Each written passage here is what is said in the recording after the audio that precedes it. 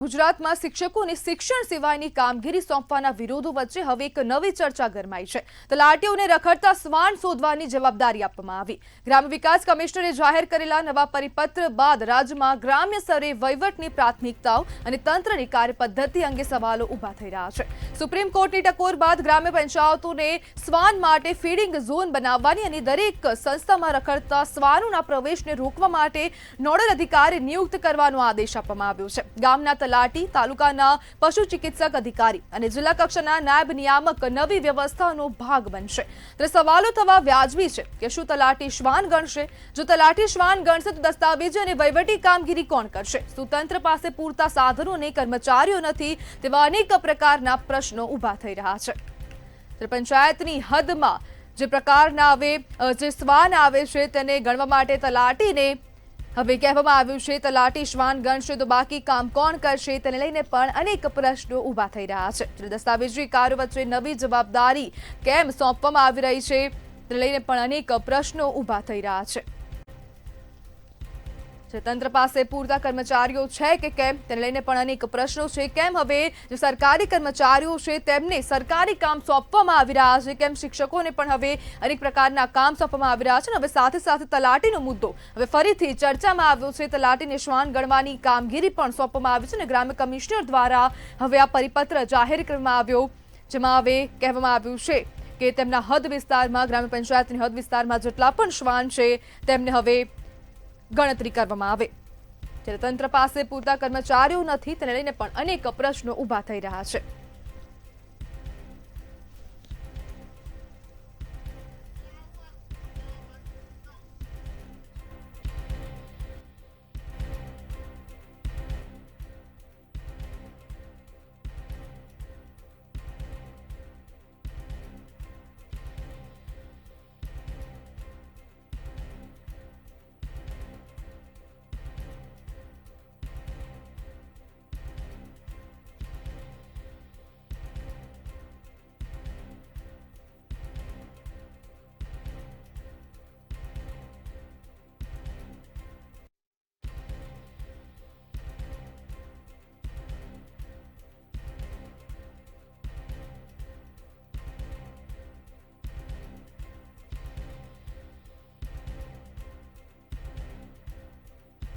ત્યારે આપણી સાથે ગુજરાત તલાટી મંડળના પૂર્વ ઉપપ્રમુખ મહિપતસિંહ ઝાલા જોડાઈ ગયા છે। મહિપતભાઈ, તલાટીને હવે શ્વાનો ગણવાની કામગીરી આપવામાં આવી, શું કહેશો?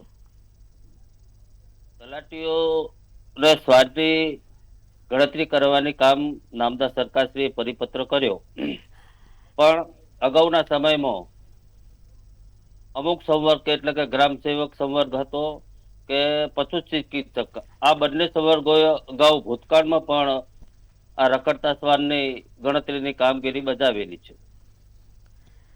તો મહિપતભાઈ, હવે જો તલાટી શ્વાનને ગણશે તો પછી વહીવટી કામગીરી કોણ કરશે? શ્વાનની ગણતરી તલાટી તો ઘણા બધા સરકારે કામગીરી આપેલી છે। 21 સેવાઓ ઓનલાઈન છે ગ્રામ પંચાયતની અંદર, અને એનો રાખ રખાવ, કારણ કે તલાટી કોઈ ટેકનિકલ કર્મચારી નથી મેડમ, એ ટેકનિકલ ડોક્ટર, પશુ ચિકિત્સક વિભાગ જ આ વસ્તુ પ્રસ્થાપિત કરી શકે કે આ રખડતું શ્વાન હડકાઈ થયું છે કે એને કઈક રોગચાળો થયો છે, એને કઈ રીતનું ટ્રીટમેન્ટ આપવી, એને કેવી સારવાર આપવી। તો મહિપતભાઈ, હવે તંત્ર અને સરકાર હવે જે કામગીરીમાં ભૂલ કરી રહ્યું છે? સરકાર કામગીરીમાં ભૂલ નથી કરી રહી, સરકારની કામગીરી સારી છે, પણ આના માટે કઈક અલગ વ્યવસ્થા નામદાર સરકારશ્રીએ વિચારવી રહી કે નદી કિનારા ગામ હોય અને ત્યાં આવી કોઈ બંજર જમીન પડેલી હોય કે જે બિનખેડાણ હોય, ત્યાં આવા શેલ્ટર હોમ ઉભા કરીને આવા રખડતા શ્વાનને પણ ત્યાં રાખ રખાવની કામગીરી કરી શકાય છે। મહિપતભાઈ, હવે શ્વાન ગણવાય તલાટી સિવાય અન્ય કોઈ અધિકારી ન કરી શકે તેમ છે? તલાટી એક પ્રાથમિક કર્મચારી છે ગ્રામ્ય લેવલનો, તમામ કામગીરી જો તલાટી જ કરી શકે તો અન્ય સંવર્ગોની કામગીરી શું? અન્ય સંવર્ગને પણ આ કામગીરી સાથે સંકળાવવું જોઈએ, જોડાવવું જોઈએ, એવું મારું અંગત મંતવ્ય આપના માધ્યમથી છે। તો આપની પ્રતિક્રિયા શું છે કે હવે સરકારને તલાટીને જે પ્રકારે કામગીરી સોંપવામાં આવી છે શ્વાન ગણવા માટે, તો તે યોગ્ય છે કે અયોગ્ય? સરકારની કામગીરી તલાટીઓને શ્વાન ગણવાની નહીં. અગાઉ ભૂતકાળની અંદર પણ હું એક રિટાયર્ડ અત્યારે નવાઈ નિવૃત્ત થયો છું. અગાઉ પણ પશુધન ગણતરી તલાટી કમ મંત્રીશ્રીઓ કરેલી છે. જી બિલકુલ મહિપતભાઈ, જોડવા બદલ આપનો આભાર.